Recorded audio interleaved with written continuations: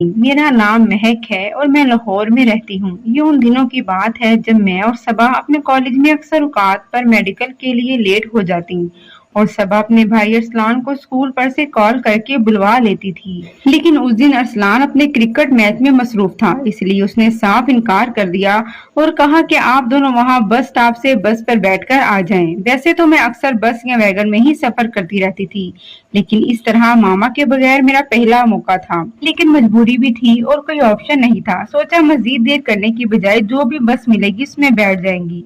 लेकिन जैसे ही हमारे करीबी बस स्टॉप पर बस पहुंची तो देखा कि बहुत रश था और बस में पहले भी बहुत लोग खड़े होकर सफर कर रहे थे। मैंने कहा सबा, रश बहुत है, रहने देते हैं, अगली बस में चले जाएंगे। तो सबा कहने लगी, अरे मेरी शहजादी के लिए कोई प्राडो नहीं आने वाली, ऐसे ही सारी बसें फुल होकर आएंगी और मुझे बहुत भूख लग रही है, अब और इंतजार नहीं होता, चलो इसी में चलते हैं। साथ ही इसने मुझे धकेलते हुए बस में सवार करवा दिया और खुद आगे होके एक्सक्यूज मी भाई, एक्सक्यूज मी अंकल करते हुए मेरे लिए जगह बनाते हुए बस के दरवाजे से थोड़ा पीछे ही तक पहुंच गया।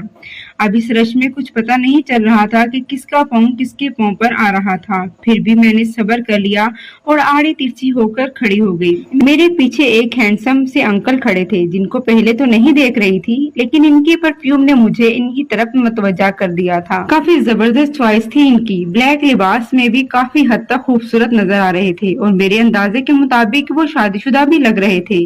वो मेरे बहुत करीब थे, इसी वजह से जैसे ही बस की ब्रेक लगती वो मेरे कमर से टकरा जाते। ऐसा 2-3 मरतबा हुआ। तब तक मैंने इग्नोर किया और सबा के साथ बातें करती रही कि आज अरसलान ने हमें जलील करवा दिया है, घर जाकर इसकी बेइज्जती करवानी है। ये क्या बात हुई, एक क्रिकेट मैच के लिए बहनों को बसों के धक्के खाने के लिए छोड़ दो। जब वो अंकल तीसरी बार मुझसे टकराए तो मुझे लगा ये जानबूझकर ऐसा कर रहे हैं, इसीलिए मैं थोड़ी आगे होकर वक्फा बनाने लगी। लेकिन दूसरी तरफ सबा भी मेरी तरफ मुंह करके जुड़ी खड़ी थी और इसीलिए ज्यादा गुंजाइश नहीं थी और अब मुझे ऐसे लग रहा था जैसे रजिया गुंडों में फंस गई हो। अब सूरत हाल कुछ ऐसे थी कि अंकल ब्रेक का भी इंतजार नहीं कर रहे थे। वो मेरी मस्त देखकर हल्का हल्का पुशअप कर रहे थे और लगातार ही करते जा रहे थे। मुझे बहुत शर्म आ रही थी, लेकिन मैं क्या करती। एक मर्तबा जी आया कि जोरदार थप्पड़ लगाना चाहिए ताकि सबक मिल जाए इन जैसे ठरकियों को। लेकिन जैसे ही मैंने सबा से सरगोशी में इसका इरादा जाहिर किया, इसने मुझे मना कर दिया और कहने लगी, तुम पागल तो नहीं हो, यहाँ बस में हमारी इज्जत का जनाजा निकल जाएगा, इसलिए खामोशी से खड़ी रहो और खुद से कुछ ना करो। मैं गुस्से से आकर बोली। वो कहती, तुम्हारा बैग मैंने उठाया हुआ है, वहाँ बैग की जगह नहीं है, इसलिए सवारियों को देखकर अपने दांत पीते हुए बोली, सबा की बच्ची, अगर तुम बर्दाश्त कर सकती हो तो करो, मैं नहीं कर सकती और जगह तब्दील नहीं कर सकती, और आज बर्दाश्त कर लो प्लीज मेरी खातिर मेरी जान। इससे पहले कि मैं किसी बात का इकरार का जवाब देती, मेरे साथ लगे हुए अंकल ने देखा कि हमारे साथ वाली सीट पर बैठी हुई एक बूढ़ी औरत खिड़की खोलने की नाकाम कोशिश कर रही थी। इसकी मदद करने के लिए अंकल मेरी कमर के ऊपर से अपना हाथ घुमाकर खिड़की के शीशे पर लगा हुआ हुक खींचकर खिड़की खोल दी। लेकिन उस दौरान इनका छोटू मुकम्मल तौर पर मेरे साथ टकरा रहा था। ऊपर से इनकी बाजू की गिरफ्त ऐसे लग रहा था जैसे जबरदस्ती करना चाहते हैं, लेकिन शुक्र है कि शीशा जल्दी खुल गया था और बाजू तो पीछे हटा लिया, लेकिन अपना छोटू वहां ही रहने दिया, बल्कि थोड़ा थोड़ा आगे करने लगे। अब सब्र नहीं हो रहा था, मेरी हिम्मत जवाब दे गई और मैंने छोटू को जोर जोर से झटका दिया। लेकिन इरादा तो ये था कि किसी और के इस रश में इस खेल की खबर ना हुई। फिर सबा ने देखकर मुस्कुराते हुए बोली, क्यों, अभी मेरी जान को मजे मिल रहे हैं।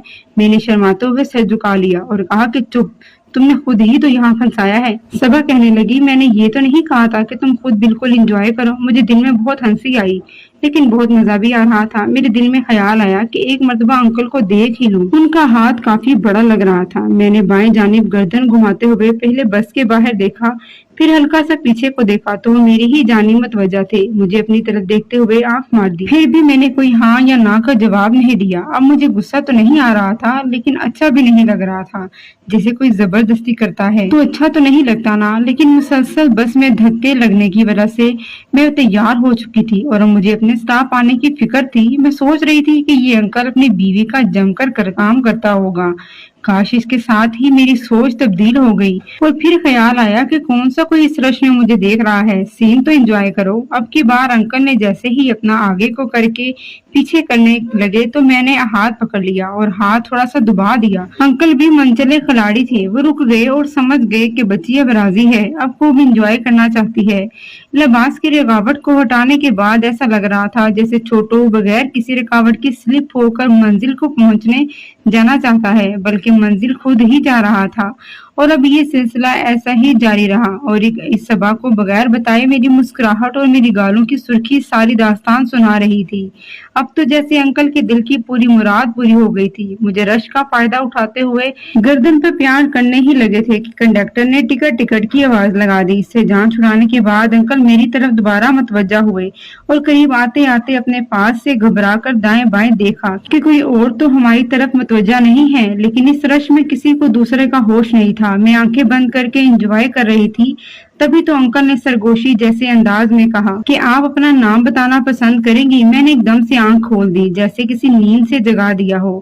میں نے ہڑبڑا کر ان کی طرف دیکھا، ان کے چہرے پر اطمینان بخش مسکراہٹ تھی۔ وہ آنکھوں کو اچکاتے ہوئے بولے، کیا ہوا؟ میں نے کہا، آپ نے مجھ سے نام پوچھا؟ وہ بولے، جی، مجھے اس بس میں آپ سے زیادہ خوبصورت اور کوئی نظر نہیں آیا، اسی لیے آپ سے ہی پوچھا۔ میں ہنس پڑی اور صبا کو اپنے قریب اپنی گفتگو میں شامل کرتے ہوئے بولی، خوبصورت نظر نہیں آیا یا آپ کے کنٹرول میں کوئی اور نہیں آ سکی؟ انکل بولے، سچی تم سے محبت ہو گئی ہے اور باتیں بھی خوبصورت کر لیتی ہو۔ میں نے کہا، اچھا بھائی، شکریہ، ویسے میرا نام صبا ہے اور آنے والے سٹاپ پر ہماری منزل ہے۔ یہ تھی میری آج